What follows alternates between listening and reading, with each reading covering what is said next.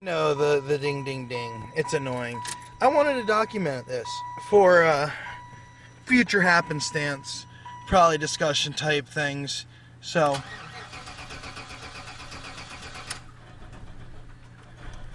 crank no fire. Ooh, she bad. So, okay, you see that, right? WD. Pop the hood. Oh, I wish you could smell what I'm smelling right now. It's horrible. Poor thing's dying. Except that it's not all that bad. Oh, and it's wet out. That's the key. It's wet out. See that? Sprayed all that gunk with this good old gunk right here.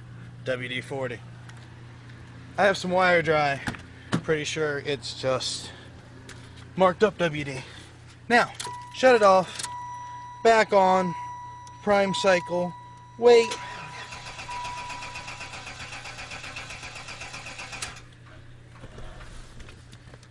Uh-oh.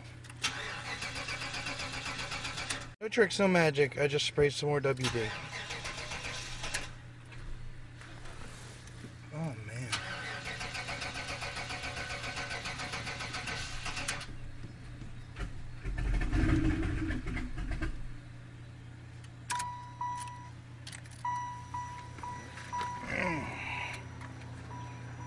Something majorly not right. I thought it was a stupid piece of shit coil. Maybe I'm crazy. Maybe I'm wrong. The only indicator that I'm getting from any of this, whew, smells like rich.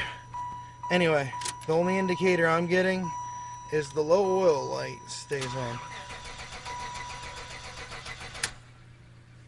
Nothing.